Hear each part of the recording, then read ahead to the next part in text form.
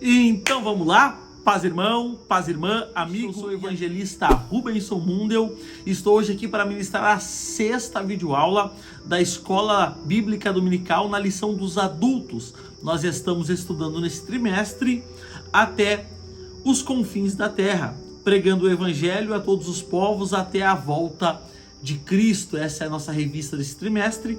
Chegamos hoje então à nossa 6ª videoaula, que data do dia 5 de novembro de 2023 e traz por título Orando, Contribuindo e Fazendo Missões. O nosso texto áureo está em Isaías, capítulo 6, versículo 8, que diz: Depois disso, ouvi a voz do Senhor que dizia: A quem enviarei? E quem há de ir por nós? Então disse eu: Eis-me aqui, envia-me a mim. Glória a Deus. A nossa verdade prática: nem todos são chamados para ir ao campo missionário, mas todos têm a responsabilidade de orar e contribuir com essa obra. Eu quero aprofundar essa questão da contribuição, da oração em prol da obra missionária no decorrer da nossa lição. A nossa leitura bíblica em classe está na carta de Efésios, capítulo 6, do verso 18 ao verso 20. Vamos então concluindo essa parte introdutória. Abre aspas, assim diz: Ide por todo mundo, pregai o evangelho a toda criatura. O texto da grande comissão. Essa passagem bíblica e outras referências ao longo do Novo Testamento mostram que a prioridade da igreja do Senhor Jesus Cristo é com a evangelização do mundo. Esse compromisso com o chamado à evangelização mundial exige 3 ações distintas. Primeiro, orar. Segundo, contribuir. E terceiro, ir, exercer o chamado. Assim estudaremos essas três ações dentro do contexto da necessidade missionária. Então, eu quero ainda enfatizar aqui nessa parte introdutória a questão da responsabilidade. Responsabilidade que é minha, responsabilidade que é tua, responsabilidade que é nossa. E qual responsabilidade é essa? A responsabilidade de orar, a responsabilidade de contribuir e a responsabilidade de aceitar o chamado quando ser eu o enviado ao campo missionário. E sobre isso vamos falar no decorrer dos nossos tópicos. Querido irmão, querida irmã, essa é o nosso resumo prático, claro, objetivo da nossa introdução. Você que está sempre comigo, é sempre um prazer, um privilégio ter você por aqui toda semana, ou melhor dizendo, semanalmente, para juntos podermos então estudarmos acerca da lição da Escola Bíblica Dominical. Você que está sempre comigo, eu sempre te peço, confira se você já é inscrito aqui no meu canal do YouTube. Se você ainda não for, porventura, se inscreva, deixe a sua mãozinha no like e também ative o sininho para receber todas as notificações. Você, querido amigo, amiga, irmão e irmã que está chegando de repente pela primeira, pela segunda vez ao meu canal do YouTube, talvez você estava procurando sobre a 6ª lição da Escola Bíblica Dominical do 4º trimestre e o algoritmo do YouTube te direcionou até o meu vídeo, até o meu canal. Eu não te peço a tua inscrição, eu não peço o teu like, pode segurar a tua mãozinha, não precisa deixar o like, não precisa se inscrever. Eu te peço apenas uma coisa: assiste essa videoaula até o final. E se alguma coisa que eu disser, algo que eu ministrar, se eu trazer aqui algum conhecimento que você ainda não tinha, então lá no final dessa videoaula, quem sabe você se considere se inscrever no meu canal. Por hora, só assiste e me permita, melhor dizendo, que eu abençoe a tua vida através da ministração da 6ª aula da Escola Bíblica Dominical. Vamos ao tópico 1?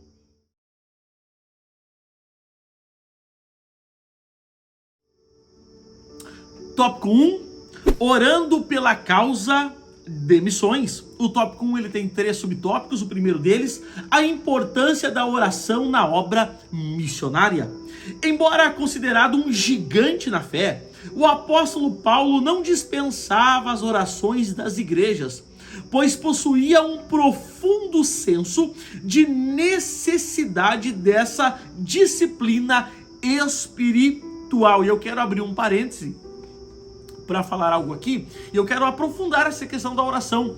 Aqui a lição está dizendo que é uma disciplina espiritual. Eu quero mais fundo, eu quero mais além, eu quero dizer aqui que é impossível você ser um cristão genuíno sem ter uma vida de oração ativa, sem ter uma vida de oração diária.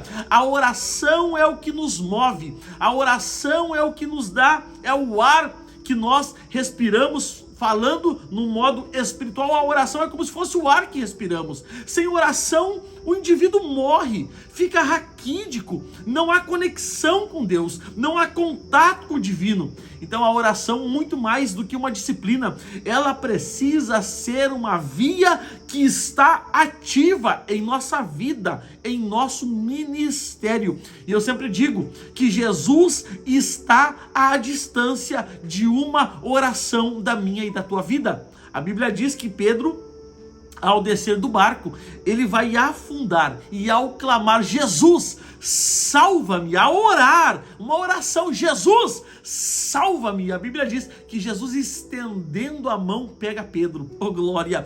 E eu aprendo que a distância que Jesus está de nós é a distância de uma oração. Continuando ainda, para o apóstolo Paulo, a oração é uma disciplina interligada à obra missionária. A partir disso, não podemos imaginar uma obra de missões sem pessoas comprometidas com a disciplina da oração. E o primeiro texto bíblico que eu quero introduzir aqui nessa lição está em Mateus capítulo 26, versículo 41, que diz: vigiai e orai, para que não entreis em tentação. Na verdade, o espírito está pronto, mas a carne é fraca. E eu quero destacar essas duas palavras aqui: vigiai e orai. E eu aprendo aqui que a gente precisa ter uma disciplina de orar e vigiar. Vigiar e também orar. Mas irmão Rubenson, por que a questão de vigiar vem junto com a oração? Porque tem muita gente, querido irmão, querida irmã, que entra no quarto, ora, pede, intercede, adora, clama, faz a sua oração, mas sai do quarto, fala, é falador, é linguarudo, é fofoqueiro, é maldizente, é amaldiçoador, e aí ele perde todas as benécias daquele momento de oração. Por quê? Porque ele não vigiou, porque ele não cuidou. Então, junto com a oração, devemos ter a prática da vigilância. Vamos avançando. Subtópico 2 do tópico 1. Interceder. Devemos orar para que as portas do evangelho sejam abertas. Orar para que os corações das pessoas se abram à mensagem de salvação. Que os missionários tenham ousadia para testemunhar e pregar o evangelho, a fim de que a palavra de Deus seja propagada. E eu quero destacar aqui a parte da oração para que o coração das pessoas venham se abrir à mensagem do evangelho, às boas novas de salvação. Porque muitas das vezes a gente ora para Deus abrir a porta, para Deus dar a oportunidade. E quando Deus dá a oportunidade, a gente anuncia Cristo. Mas muitas das vezes o coração daquela pessoa está fechado. Há uma tranca, há um cadeado. E a gente lança a palavra do evangelho. Mas com o coração fechado, aquela palavra não cria raízes naquele coração. Então a gente aprende nesse ponto da lição que importante é a gente orar para Deus dar a oportunidade. Quando Deus abrir a porta e a oportunidade chegar, a gente está preparado a anunciar a Cristo, mas que também a importância de a gente orar para que Deus abra o coração do receptor da mensagem. E um texto que corrobora com essa ideia é o texto de Atos dos Apóstolos, capítulo 16, versículo 14, que diz: e uma mulher chamada Lídia, vendedora de púrpura, da cidade de Tiatira, e que servia a Deus, nos ouvia. E o Senhor abriu o coração para que estivesse atenta ao que Paulo dizia, e depois foi batizada, ela e a sua casa. e já nos rogavam, dizendo: se haveis julgado que eu seja fiel ao Senhor, entrai em minha casa e ficai ali. E nos constrangeu a isso. Então essa passagem, esse contexto, vai falar de Paulo quando ele chega então a uma cidade, a cidade de Filipos, para pregar a mensagem do evangelho, e eles vão sair num sábado a um lugar de oração, e quando eles chegam naquele lugar de oração, a Bíblia diz que tem algumas mulheres reunidas ali, mas Lídia ainda não tinha recebido a Cristo. E quando Paulo falava às mulheres que ali estavam, a Bíblia diz, o texto que lemos faz menção, que Deus abriu o coração de Lídia, e essa recebeu o evangelho, foi batizada, com ela toda a sua casa, e a casa de Lídia virou um ponto de pregação. Então a necessidade de a gente não apenas orar pela oportunidade, mas orar para que Deus abra o coração dos nossos ouvintes. Aleluia! Vamos avançando. Subtópico 3 do tópico 1. Despertar a igreja local para a obra missionária.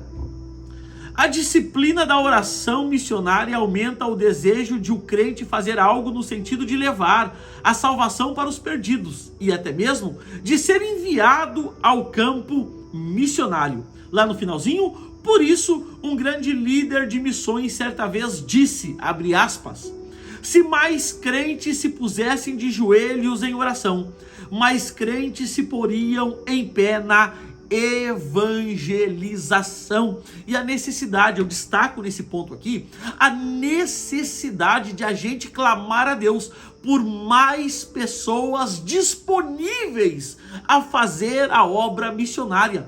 Às vezes o que falta é a igreja se posicionar em clamor para que Deus envie mais missionários, para que Deus envie pessoas disponíveis ao chamado, à obra missionária. E um texto importante nesse momento da lição está em Mateus capítulo 9, versículo 38, que diz: rogai, pois, ao Senhor da ceifa que mande mais obreiros para a sua colheita. E qual é o nosso papel, o meu e o teu papel? É clamar ao Senhor da seara, é clamar ao Senhor da ceifa, que envie mais ceifeiros, mais trabalhadores, mais obreiros para a sua obra. Glória a Deus. Então já está aí, meu irmão, minha irmã, amigo, amiga que me assiste, um resumo prático, claro,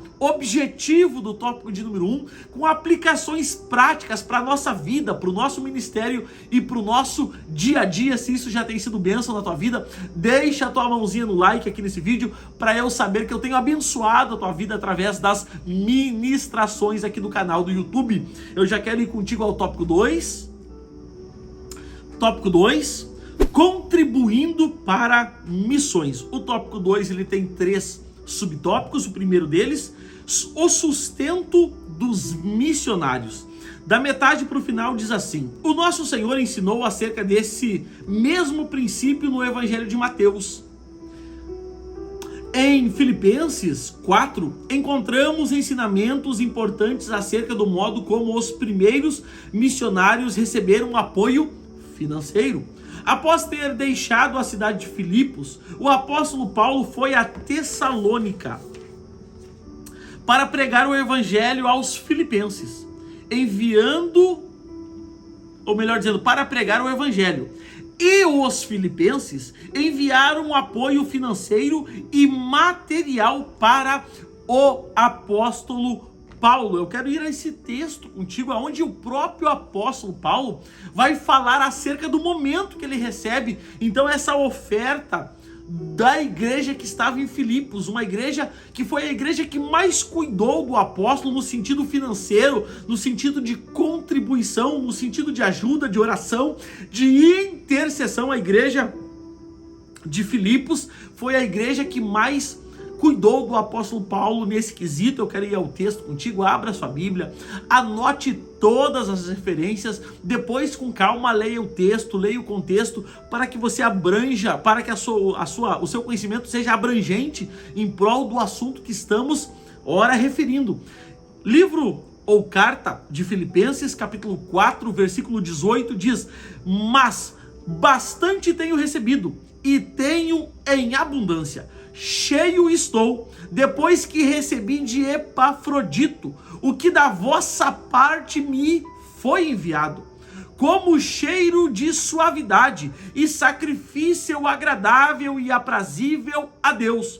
O meu Deus, porém, segundo as suas riquezas, suprirá todas as vossas necessidades em glória por Cristo Jesus. E olha que interessante, Paulo está dizendo, após ter recebido a oferta e as contribuições da igreja de Filipos pelas mãos de Epafrodito, que acredita-se que Epafrodito era o pastor daquela igreja nesse tempo.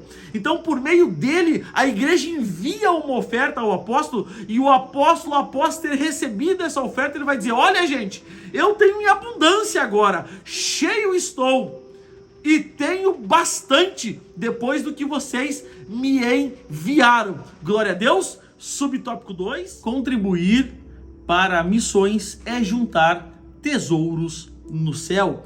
Em Mateus 6, lemos, abre aspas, mas ajuntai tesouros no céu, onde nem a traça nem a ferrugem consomem, e onde os ladrões não minam, nem roubam. Esse versículo revela um contexto de quem domina o coração do ser humano. O tesouro no céu, Deus, ou o tesouro na terra, Mamon.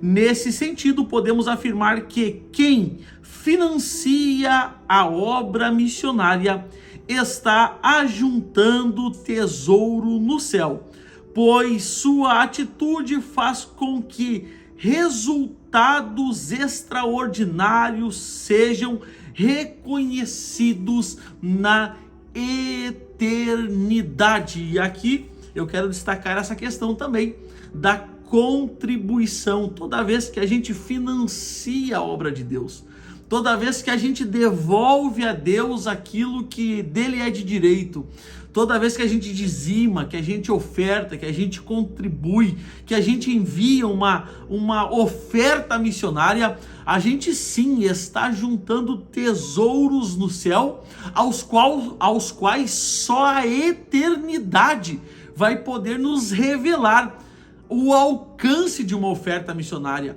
o alcance de uma ajuda missionária, porque é com a minha e com a tua contribuição que o missionário, além das fronteiras, faz a obra de Deus, e eu e você somos coparticipantes dessa obra quando contribuímos com ela, com nossa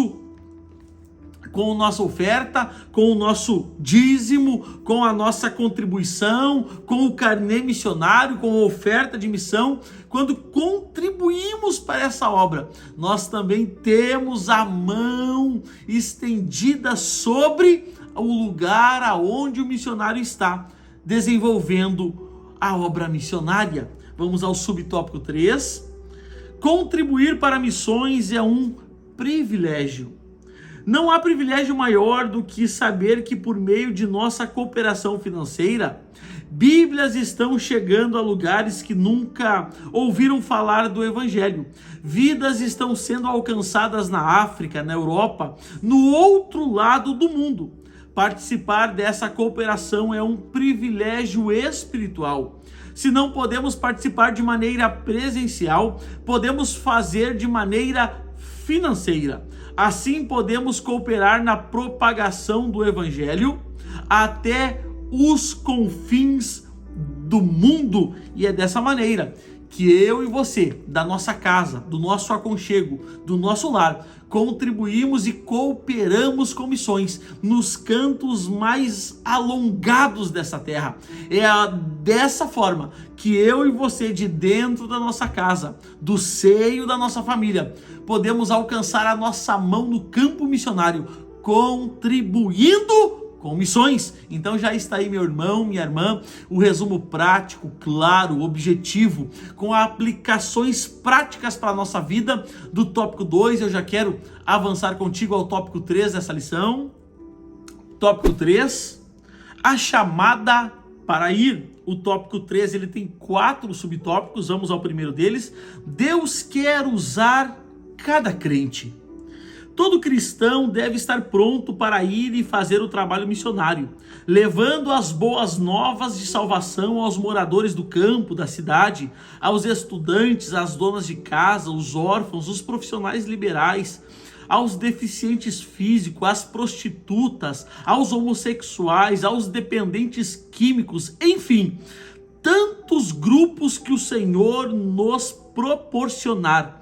Deus deseja usar a sua igreja em todos os lugares: hospitais, presídios, albergues, ilhas, aldeias indígenas, vilas, cidades, campos, praças, eventos em massa, individualmente. Assim, para pregar o evangelho, o Senhor não enviará anjos, mas usará homens e mulheres. Todavia, há um preço a pagar, ou seja, a obediência à chamada missionária. E aqui eu quero destacar essa questão do vasto campo que tem para a gente propagar o evangelho.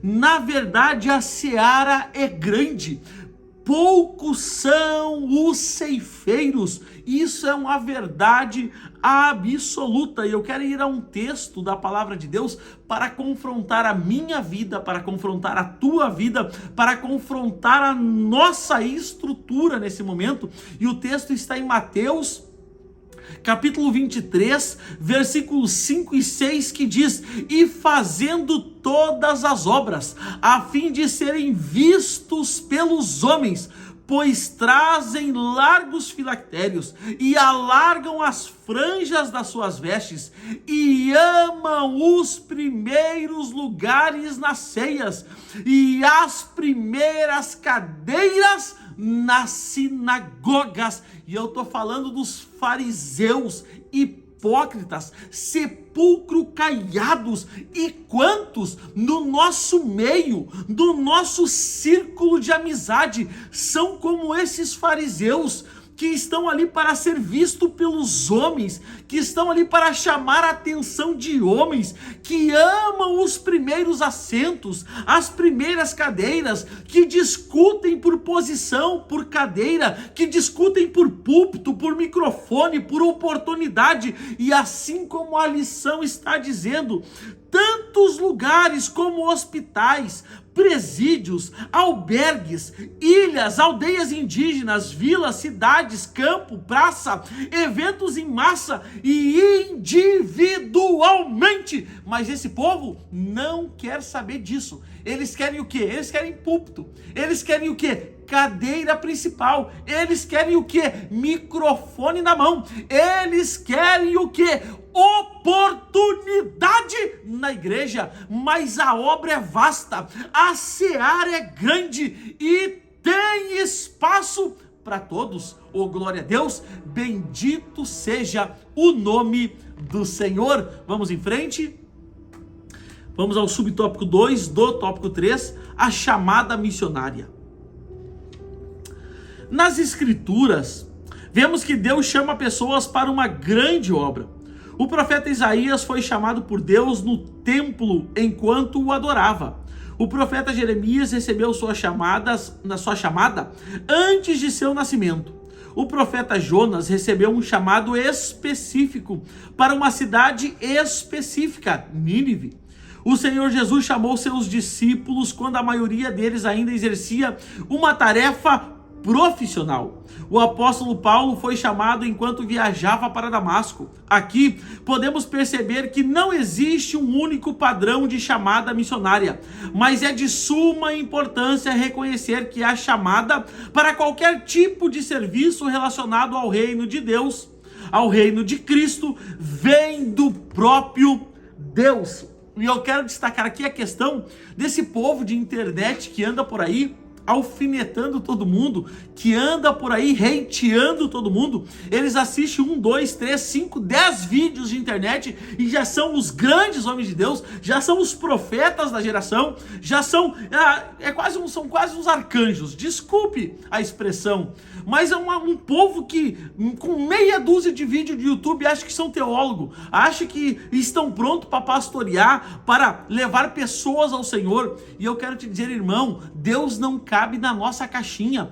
Deus não está limitado à caixinha. Deixa eu abrir o verbo aqui para falar. Deus não está limitado à caixinha dos assembleianos. Deus não está limitado à caixinha dos batistas. Deus não está limitado à caixinha dos presbiterianos. Deus não está limitado à caixinha dos católicos. Deus não está limitado ao entendimento humano, aos preceitos humanos, às doutrinas humanas. Deus está acima de todas essas coisas. Eu sempre digo e vou repetir: no céu não haverá assembleiano, no céu não haverá batista, no céu não haverá presbiteriano, no céu não haverá nenhuma denominação. No céu haverá homens e mulheres nascidos de novo. Eu repito, no céu haverá apenas homens e mulheres nascidos de novo. Glória a Deus. Você pode bendizer o nome do Senhor, você pode glorificar a Deus. Deus está acima, irmão. Deus está acima, irmã, do nosso entendimento, do nosso compreendimento. Deus não vem numa caixinha como muitos por aí pregam. Deus é soberano.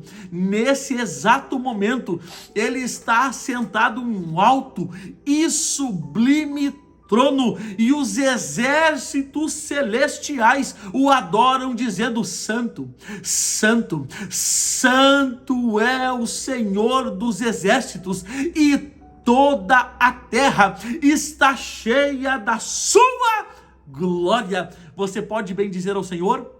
Você pode adorar o nome dele? Então tribute a ele uma palavra de adoração, de louvor e de gratidão.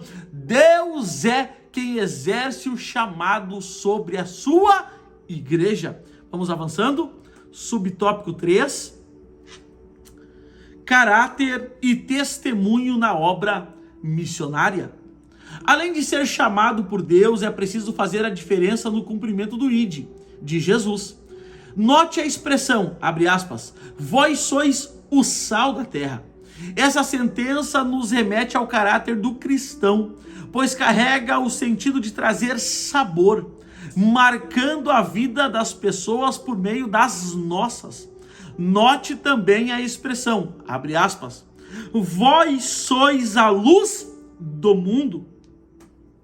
Essa sentença traz a ideia do nosso testemunho pessoal, ou seja, a luz deve brilhar em meio às trevas, no contexto em que estamos inseridos. Então, irmão, a gente é denominado na palavra de Deus como o sal da terra, como a luz do mundo, e o sal vem para dar sabor, o sal vem para preservar o que? Os bons costumes, a palavra de Deus, o que chegou para nós até agora, trazido pelos nossos pais da fé. O sal preserva, o sal tempera, o sal dá sabor. Nós somos a luz do mundo, a luz ilumina, a luz não pode ser escondida, a luz não pode ser colocada debaixo do velador, não, ela tem que ser colocada num lugar alto para iluminar toda a casa. E eu quero deixar um texto para irmos adiante, está em Hebreus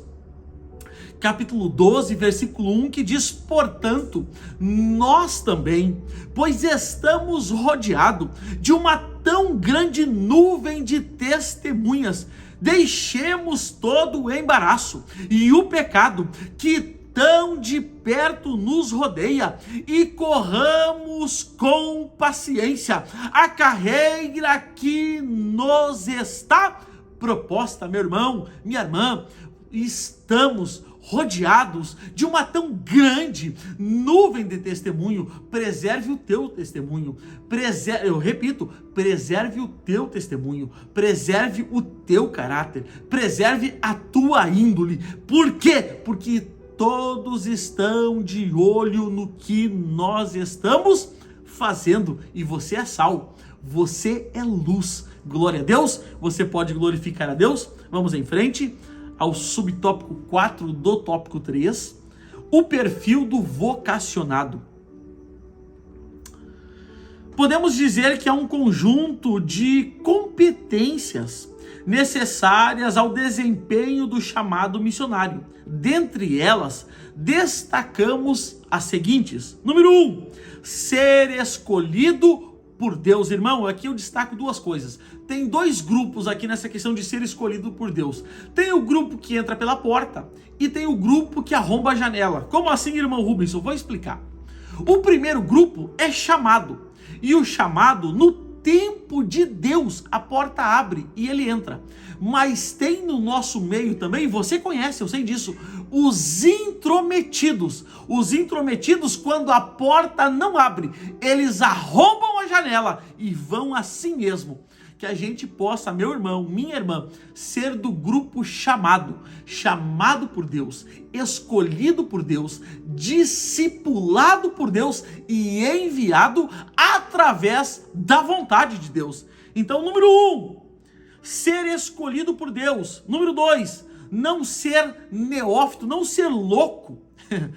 Ei, meu irmão, a gente precisa estar baseado, fundamentado na palavra de Deus. A palavra de Deus é a nossa única regra de fé e de conduta. Número 3, ser cheios do Espírito Santo. E nos nossos tempos, nos nossos dias, como tem sido difícil muitos irmãos levarem uma vida de santidade, levar uma vida separadas para Deus, levar uma vida cheios do Espírito Santo. Mas que Deus nos ajude e que Deus nos dê graça. Número 4, reconhecidos pela igreja. A igreja precisa observar em nós um chamado de Deus e assim ter a certeza que aquele ministério está sobre a nossa vida.